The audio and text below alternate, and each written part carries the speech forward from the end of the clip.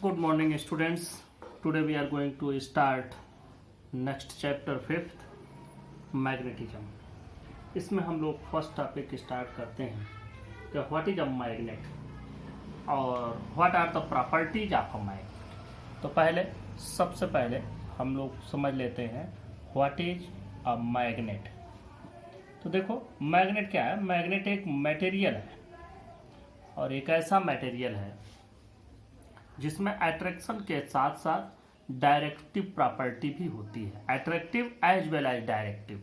अब डायरेक्टिव क्या होते हैं? डायरेक्टिव मतलब जो दिशा बताए उसको हम लोग डायरेक्टिव प्रॉपर्टी कहते हैं। अट्रैक्टिव मतलब जो किसी चीज को अपनी ओर अट्रैक्ट करे उसको हम लोग अट्रैक्टिव प्रॉपर्टी बोलते हैं। तो मैग्नेट के अंदर ये दोनों प्रॉपर्टी होती है और दोनों इसलिए होती है कि अगर किसी भी मैग्नेट को फ्रीली सस्पेंड कर दिया जाए, ऐसे लटका दिया जाए, तो वो हमेशा नॉर्थ एंड साउथ डायरेक्शन में ही आकर के रुकता है।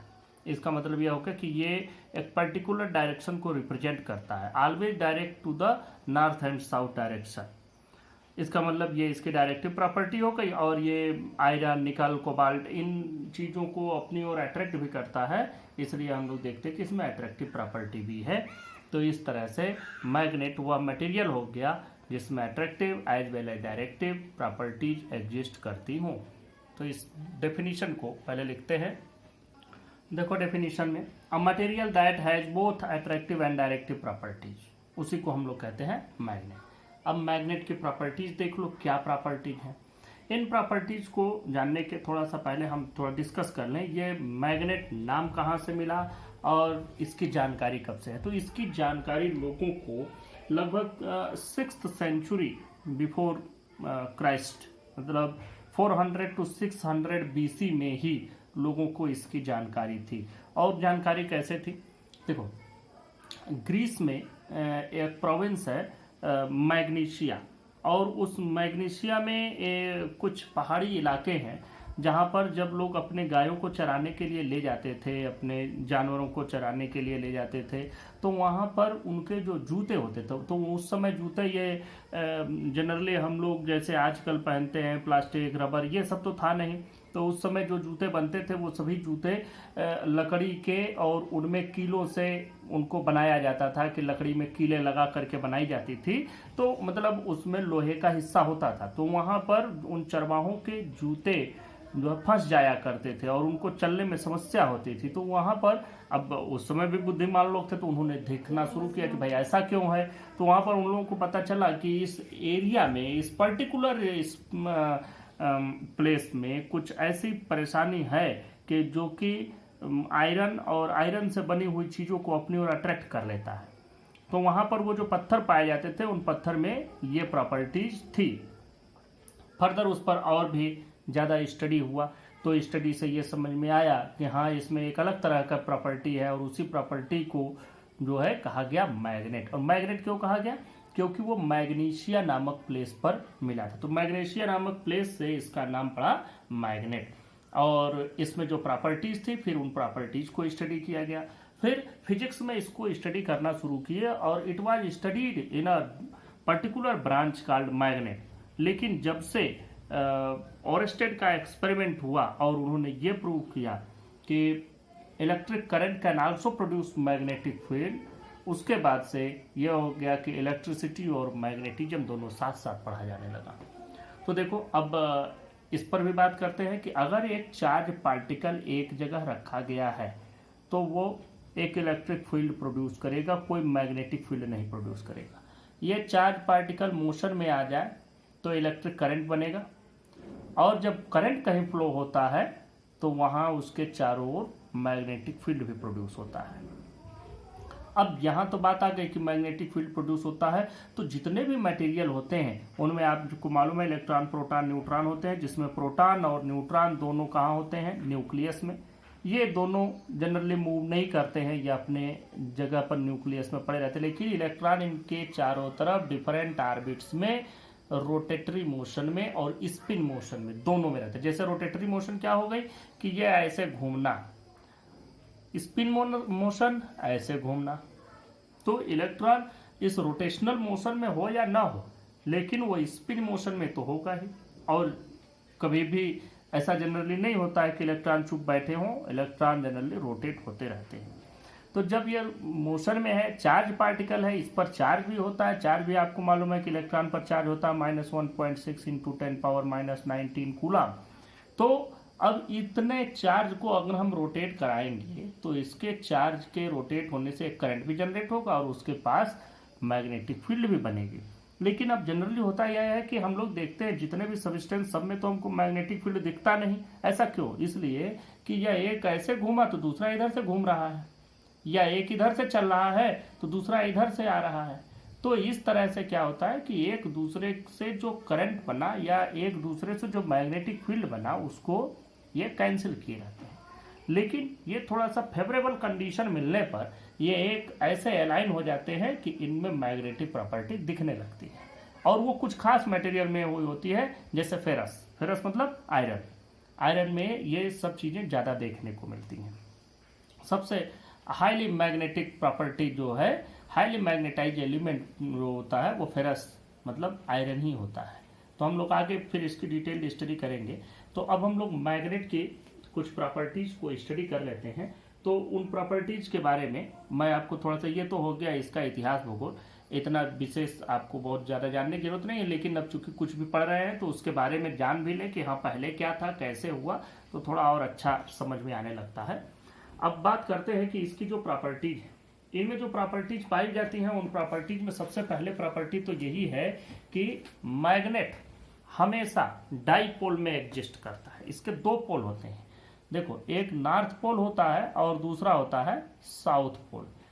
और नॉर्थ और साउथ किसको मानते हैं? फ्रीली सस्पेंड कर दिया मैग्नेट को। तो जो नॉर्थ की ओर डायरेक्टेड है, जो भी सिरा इसका नॉर्थ की ओर पॉइंट कर रहा है, नॉर्थ डायरेक्शन को पॉइंट कर रहा है, उसी को हम कहते हैं नॉर्थ पोल। और जो साउथ डायरेक्शन को पॉइंट कर रहा है उसको हम कहते हैं साउथ पोल। ये सबसे पहली चीज यही समझ लेनी है। एक मैग्नेट को फ्रीली सस्पेंड कर दिया, सस्पेंड करने पर जो इसका एंड नॉर्थ डायरेक्शन को पॉइंट कर रहा है, नॉर्थ डायरेक्शन की ओर है, उसी को हम कहेंगे north pole of this magnet. And the end which points to the south direction is called south pole of the magnet. तो ये नॉर्थ और साउथ पोल हो गए इस तरह से। अब इन नॉर्थ और साउथ पोल में कभी भी हमको एक सिंगल पोल नहीं मिलता। हम अगर चाहें कि इस मैग्नेट को काट के दो पार्ट में बांट दें तो ये जब टूटेगा तो इसमें भी नॉर्थ और साउथ होगा और इसमें भी नॉर्थ और साउथ होगा। मतलब कि ये कभी ऐसा नहीं होगा कि एक मैग्नेट को हमने काट दिया और वो मैग्नेट कट के अलग हो गया, नहीं, ऐसा कभी नहीं मिलता है। जब भी ये मिलेगा तो इसके दोनों पोल रहेंगे। इवन अगर आप इसको एटम के पार्ट तक तोड़ डालें कि इतना छोटा तोड़ दो कि वो एटम बन जाए एक एटम में, तो उस एटम में भी नॉर्थ और साउथ पोल एग्जिस्ट करेगा, वो भी अकेले नहीं नॉर्थ पोल का होगा। तो इस तरह से ये हमेशा डाईपोल में एग्जिस्ट करता है। We can't get a particular pole of a magnet. दूसरी बात है कि जो सिमिलर पोल होते हैं नॉर्थ नॉर्थ वो रिपेल करते हैं, और जो अपोजिट पोल होते हैं नॉर्थ साउथ वो एक दूसरे को अट्रैक्ट करते हैं। सिमिलर रिपेल, और जो ये होंगे वो अट्रैक्ट करेंगे। दूसरी बात है कि एक जो मैग्नेट होता है वह दूसरे मटेरियल में मैग्नेटिज्म को इंड्यूस करता है। मतलब कि अगर आप एक, ये तो एक्सपेरिमेंट आप घर पे भी करके देख सकते हैं, मान लो कोई स्पीकर या कोई मैग्नेट आपके पास हो, उस पर कोई अगर आप चम्मच या कुछ भी ऐसी चीज लिए हैं आयरन की, उसको उस पर ऐसे 2-3 बार घिस दो, और घिसने के बाद उससे छोटे मोटे स्क्रू को पकड़ोगे तो वो उतना खींचने लगेगा। इसमें मैग्नेटिक प्रॉपर्टी नहीं थी लेकिन आ गई। ये भी प्रॉपर्टी जनरली हम लोग फेरस में ही पाते हैं, आयरन में ही हमको ये चीज मिलती है। दूसरी इसकी प्रॉपर्टी ये है कि जब भी हम इसको फ्रीली सस्पेंड करेंगे तो नॉर्थ साउथ में जाएगा। उसके बाद डाईपोल में एग्जिस्ट करता है, लाइक पोल रिपेल्ड करते हैं, अनलाइक पोल अट्रैक्ट करते हैं। मैग्नेटिक प्रॉपर्टी को ये इंड्यूस करता है। और जो तीसरा हम लोग पाते हैं कि लास्ट के सिंगल पोल कभी एग्जिस्ट नहीं करता। These are some properties of the magnet, और उनको हम लोग डिस्कस में लिख लेते हैं। मैग्नेट की प्रॉपर्टीज में देखते हैं। फर्स्ट प्रॉपर्टी है अट्रैक्टिव प्रॉपर्टी। अट्रैक्टिव प्रॉपर्टी का मतलब होता है magnet attracts some pieces of iron, nickel, cobalt, etc. In a bar-shaped magnet, the attractive property and hence magnetism, इसी attractive property का मतलब है magnetism is maximum at the ends of magnet. The two ends of magnet are called poles. Since a magnet has two poles, it is called magnetic dipole. दूसरी property पर देखते हैं, directive property of release suspended magnet always stays in north south direction. The pole of magnet pointing north is called north seeking pole और north pole, and the pole pointing south is called south seeking pole और south पोल.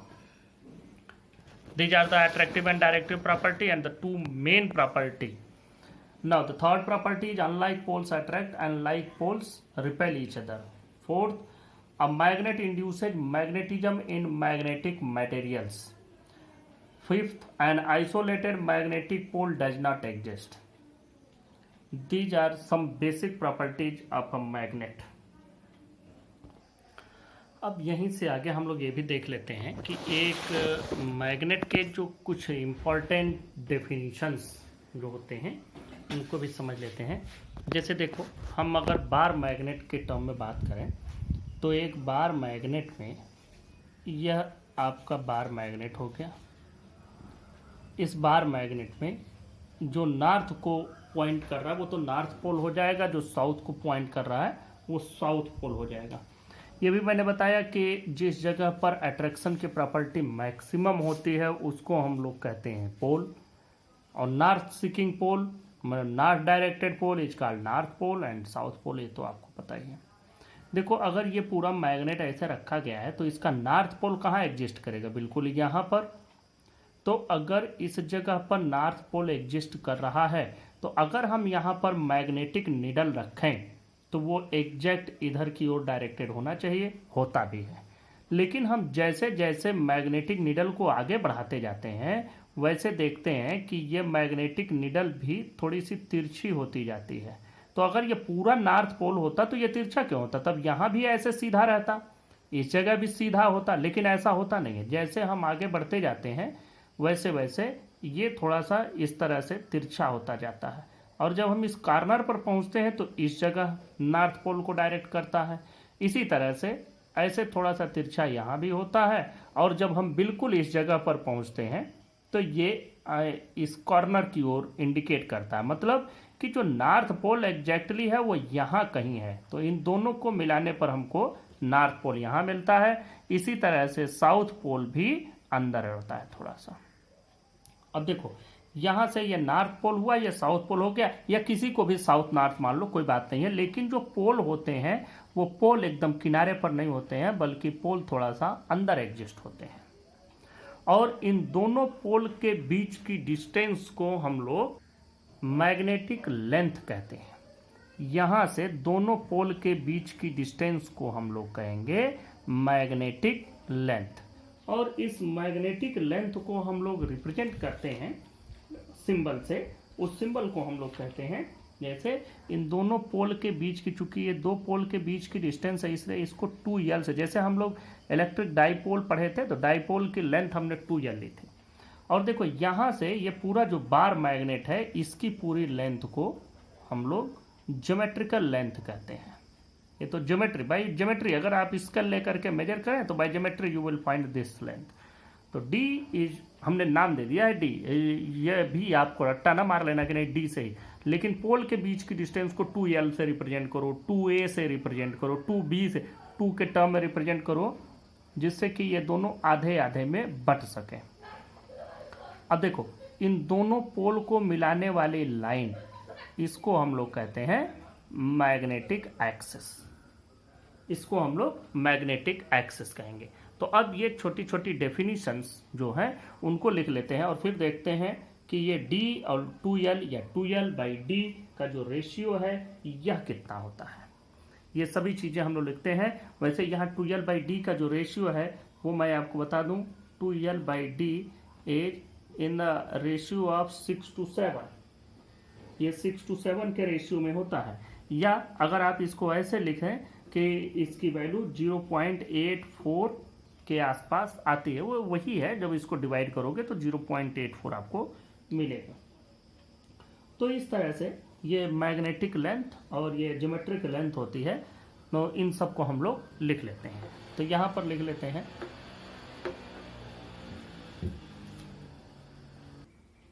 देखो ये bar magnet बनाया। इस bar magnet में इसको आप कोई एक पोल मान लो, इसको दूसरा पोल मान लो। देखो हम इस पोल को मान लेते हैं south, let this is south pole. इसको हटा देते हैं, ये तो हमने समझाया था आपको।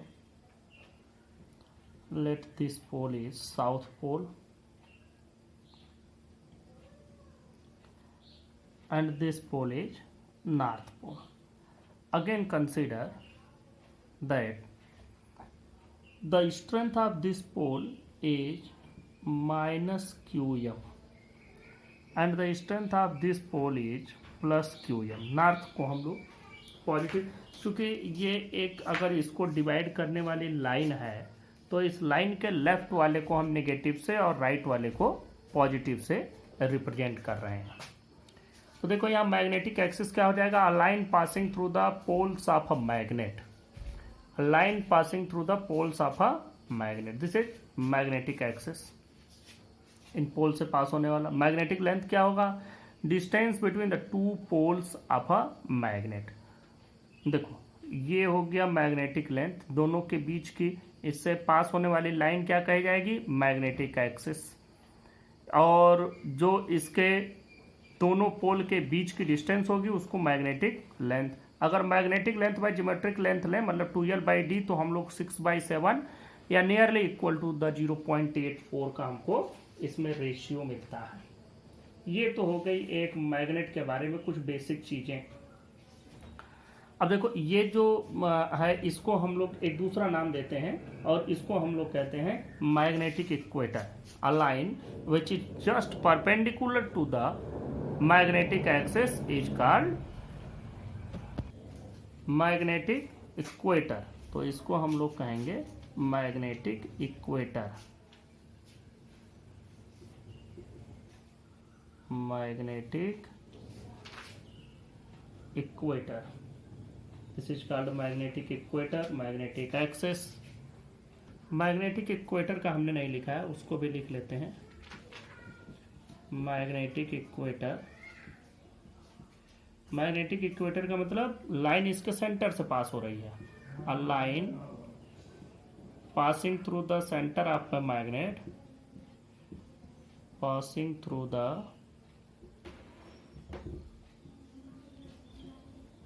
Centre of a magnet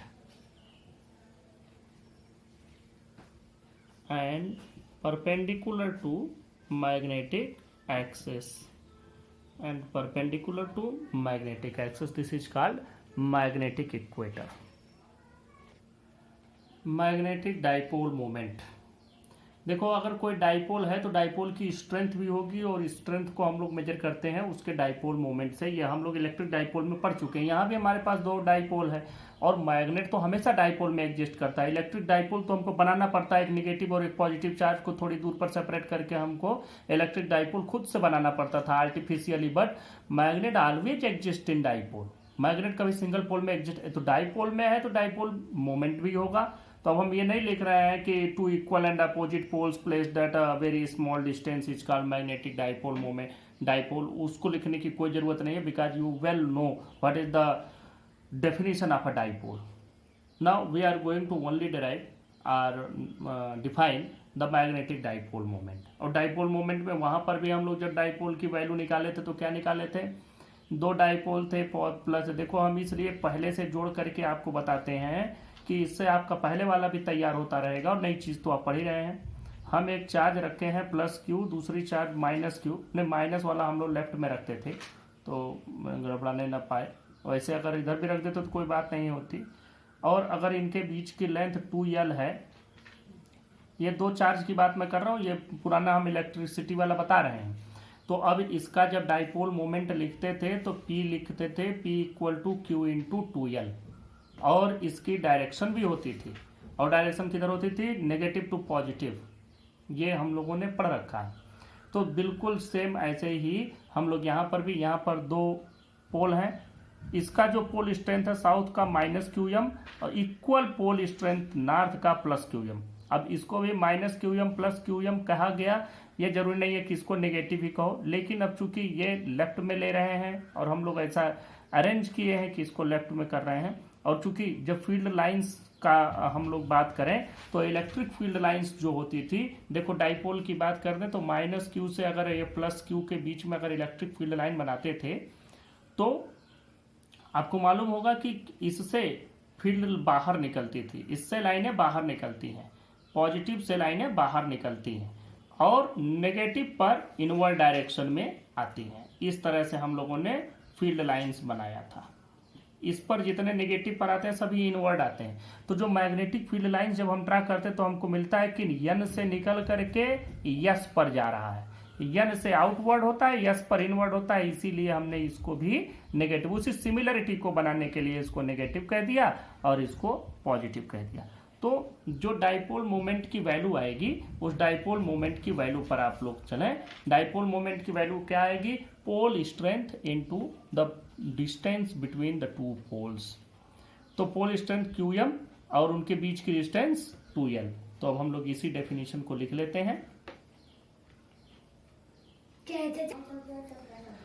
magnetic dipole moment, the product of pole strength and dipole length is known as magnetic dipole moment. Magnetic dipole moment M equal to QM. QM is the pole strength and 2L is the distance between the two poles, या आप कह सकते हैं कि dipole length. तो in the vector form M is equal to QM into 2L। अब देखो, it is a vector quantity and its direction is from north to and its direction is from south to north pole along dipole axis. Its SI unit is ampere meter square or joule per Tesla। देखो ये बात आपके समझ में नहीं आएगी कि ये कैसे हो गया, इसको हम लोग आगे डिस्कस करेंगे तब आपको समझ में आएगा, क्योंकि इसकी आगे जरूरत पड़ेगी, इसलिए अभी यहाँ बता दिया है थोड़ा सा, लेकिन हम लोग इसको अभी डिटेल में पढ़ेंगे। Pole strength of a magnet depends upon cross sectional area of magnet and it does not depend upon the length of magnet. किसी भी, जैसे अगर हमारे पास एक ये बार मैग्नेट है, अब इस बार मैग्नेट को हम बीच से काट दें तो फिर क्या होगा? फिर हमको जो डाइपोल मोमेंट मिलेगा, और डाइपोल मोमेंट अब 2L की बजाय L ही रहेगा, घट जाएगा, लेकिन जो पोल स्ट्रेंथ है वो पोल स्ट्रेंथ इतनी ही रहेगी। अगर हम इसको यहाँ से काटते हैं तो इस जगह से काटा जाए, और अगर हम इसको यहाँ से काट दें तो क्या होगा? तो पोल स्ट्रेंथ घट जाएगा, QM/2 हो जाएगा, क्योंकि क्रॉस सेक्शनल एरिया आधी हो गई। तो ये हमेशा ध्यान में रखें कि pole strength is a quantity of is a property of a magnet which does not depend on the length of magnet, it only depends on the cross sectional area। तो ये दोनों चीजें आपको ध्यान में रखनी है। नेक्स्ट टॉपिक डिस्कस करते हैं मैग्नेटिक फील्ड लाइंस। देखो, जैसे फील्ड लाइंस आपने पढ़ी थी इलेक्ट्रिक फील्ड लाइंस, वो ये बताती थी कि इलेक्ट्रिक फील्ड कहाँ कहाँ तक है। वो लाइंस भी इमेजिनरी होती थी, ये लाइंस भी इमेजिनरी ही हैं, क्योंकि इस तरह का कोई फिजिकल फील्ड, कोई लाइन एग्जिस्ट नहीं करता है। कोई मैग्नेट रखेंगे तो उसके आसपास ऐसा नहीं है कि ये मैग्नेट हमने रखा और नॉर्थ साउथ तो इसके आसपास कोई लाइन दिखे, कुछ नहीं दिखेगा। आपने मैग्नेट रखा है तो कोई बात नहीं, मैग्नेट रखा हुआ है, लेकिन इस मैग्नेट के आसपास का वह हिस्सा, वह एरिया, वह रीजन, जितने दूर में मैग्नेटिक फोर्स को या किसी दूसरे हम मैग्नेट को ले आए, या तो हम कोई जैसे निकल, कोबाल्ट, आयरन, इनकी कोई बना हुआ इनसे कोई चीज़ हम रखें, तो उस पर एक appreciable amount of magnetic force exert हो, तो उसको हम लोग, उस रीजन को हम लोग कहेंगे कि इतने दूर में मैग्नेटिक फोर्स को हम एक्सपीरियंस कर पा रहे हैं, महसूस कर पा रहे हैं, मतलब इतने दूर में मैग्नेटिक फील्ड एग्जिस्ट करता है। इसको कैसे ड्रा करते हैं ये भी तरीका है, आप लोग देख लें।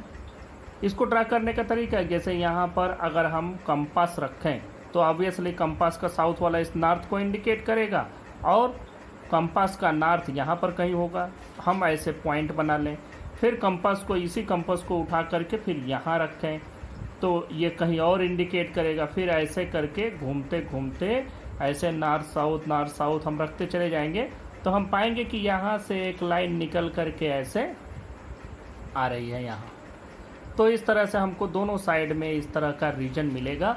इसी को हम लोग कहते हैं मैग्नेटिक फील्ड लाइंस। देखो इलेक्ट्रिक फील्ड लाइन को हम लोग कहते थे electric field lines of force उनको कहा जाता है। इनको जनरली हम ये कहने से अवॉइड करते हैं कि मैग्नेटिक फील्ड लाइंस ही कहते हैं, इसको magnetic field lines of force नहीं कहते हैं। इनको लाइन ऑफ फोर्स कहना थोड़ा अवॉइड करते हैं। वैसे बहुत सारे राइटर्स लिखते भी हैं, ऐसा कुछ वो नहीं है, लेकिन नहीं कहना इसलिए हम लोग सोचते हैं कि नहीं कहना चाहिए, क्योंकि देखो जब हम इलेक्ट्रिक फील्ड को ड्रा करते हैं तो उसमें हम क्या करते हैं कि एक चार्ज ले लेते हैं, पॉजिटिव चार्ज, और उस फील्ड में छोड़ देते हैं कि वो अगर चलने के लिए फ्री हो तो वो जिस पाथ को फॉलो करके चलेगा, उस पर जिस डायरेक्शन में फोर्स लगेगा उस डायरेक्शन को हम लोग कहते हैं कि ये इलेक्ट्रिक लाइंस ऑफ फोर्स हो गए। लेकिन यहाँ पर इस तरह का ऐसा कुछ नहीं है। वैसे फोर्स इस पर भी लग रहा है, विदाउट फोर्स तो ये कंपास इधर की ओर जाएगा नहीं, लेकिन इसको जनरली अवॉइड किया जाता है। फिलहाल ये तो हो गए मैग्नेटिक लाइंस ऑफ फोर्स। अब देखो इलेक्ट्रिक और लाइंस ऑफ फोर्स और मैग्नेटिक लाइंस ऑफ फोर्स में कुछ सिमिलरिटीज हैं, कुछ डिफरेंसेज भी हैं। पहले सिमिलरिटी की बात करते हैं। सिमिलरिटी की बात करोगे तो इमेजिनरी लाइंस वो भी, इमेजिनरी लाइंस ये भी है। दूसरी बात कि वो लाइंस जहाँ पर फील्ड स्ट्रांग है वहाँ पर लाइनें नज़दीक नज़दीक हैं। अब देखो यहाँ पर अगर ये इलेक्ट्रिक फील्ड लाइंस हैं तो इस जगह पर आपको समझ में आ जाएगा कि यहाँ पर फील्ड की वैल्यू स्ट्रांग है, यहाँ इंटेंसिटी फील्ड की ज़्यादा है, यहाँ इंटेंसिटी कम है, क्योंकि यहाँ लाइनें दूर दूर हैं। वैसे ही इसमें भी होता है कि ये लाइनें जहाँ नज़दीक नज़दीक होती हैं, क्लोज टुगेदर होती हैं, वहाँ पर फील्ड स्ट्रांग होता है। जहाँ इनके बीच में रेयर होती हैं, जहाँ पर इनके बीच में गैप ज़्यादा होता है, उस जगह पर ये वीक होती है फील्ड। तो फील्ड स्ट्रांग वहाँ होगी जहाँ फील्ड लाइंस नज़दीक हों, क्लोज टुगेदर हों।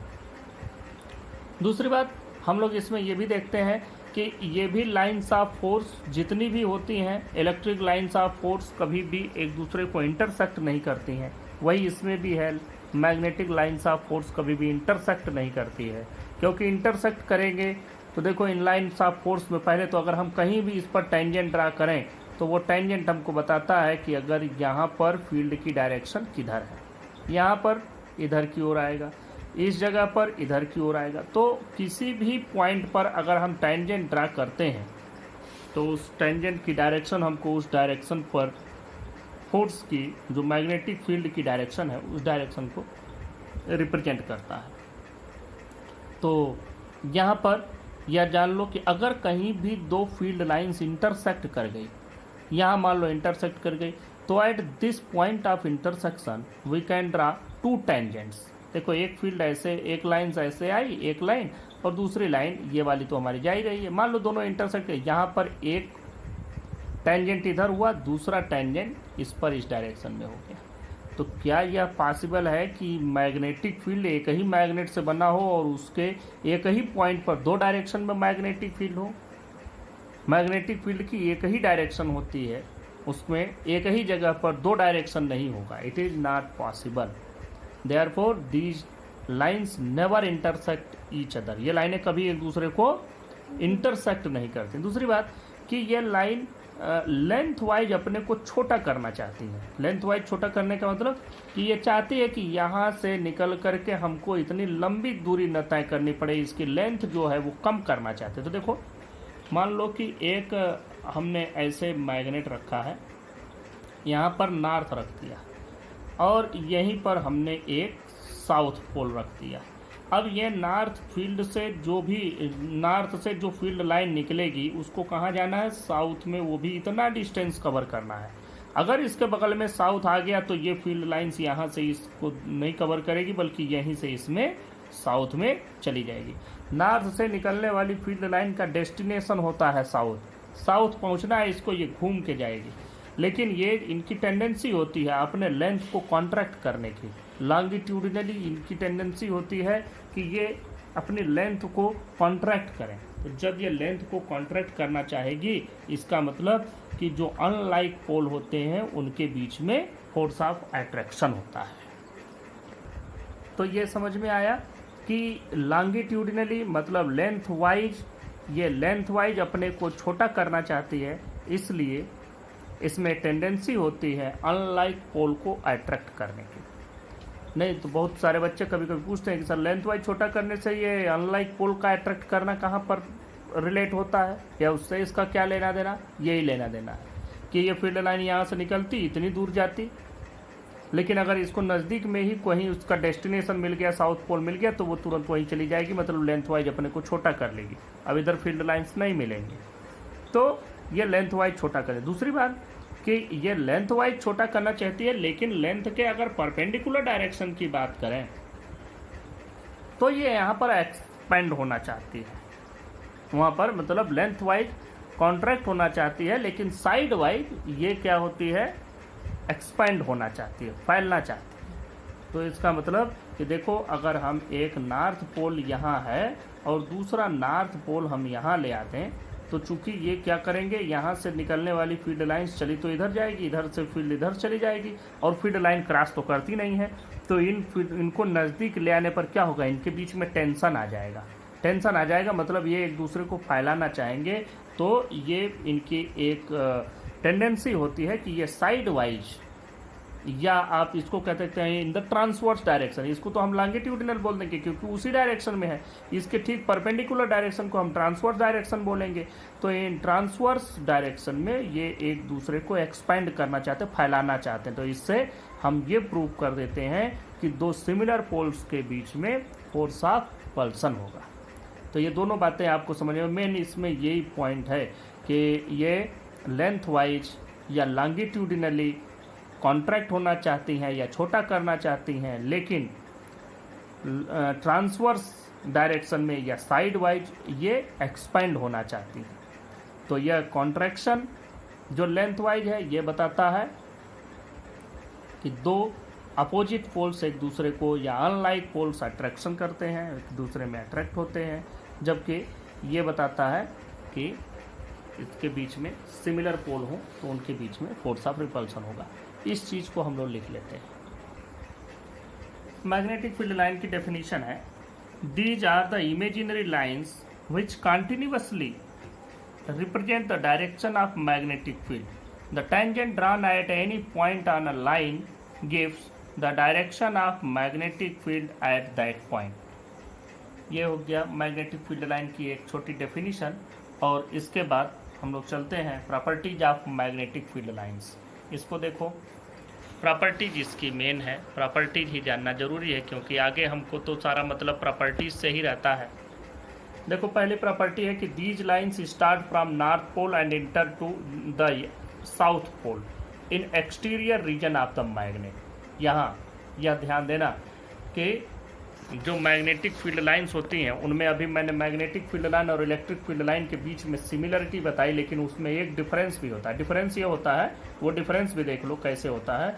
यह हम मान लिए मैग्नेट है और मैग्नेट का हम इसको नॉर्थ पोल मान लें और इसको साउथ पोल मान लें। उसी तरह से एक पॉजिटिव चार्ज और एक नेगेटिव चार्ज, ध्यान देना, एक पॉजिटिव एक नेगेटिव चार्ज। पॉजिटिव से फील्ड लाइन निकलती है, नेगेटिव पर पहुंचती है, ये डायरेक्शन होता है। इससे सारी फील्ड लाइंस बाहर की ओर जाती हैं और इससे सारी फील्ड लाइंस इनवर्ड डायरेक्शन में आती हैं। तो ये बाहर की ओर क्या होता है, प्लस टू माइनस, लेकिन अंदर भी पॉजिटिव टू नेगेटिव ही होता है। ये लाइन ऐसे आई और घूम करके ऐसे नहीं जाएगी, बल्कि यहाँ भी इनके बीच में यही डायरेक्शन होगा, ये कभी भी नेगेटिव टू पॉजिटिव नहीं जाते। अब बात करते हैं, ये इलेक्ट्रिक फील्ड लाइंस की बात हो गई, अब मैग्नेटिक फील्ड लाइंस की बात करते हैं। नॉर्थ से साउथ की ओर फील्ड लाइंस जाएगी, ये डायरेक्शन होगा,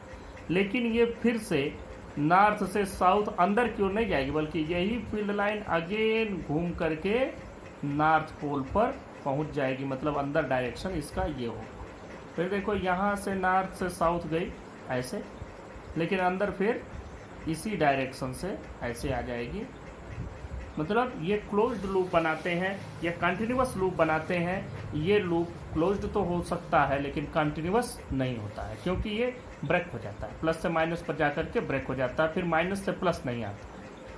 तो ये इनके बीच में एक डिफरेंस भी होगी। तो ये हम फिर से चलते हैं, बात करते हैं।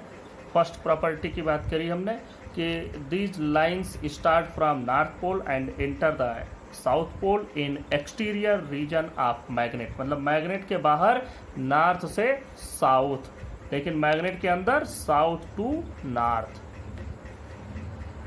देखो of magnet and then return from south pole to north pole through the interior of magnet. Thus these are closed loops through the magnet. ये हो गया। दूसरे पर चलते हैं।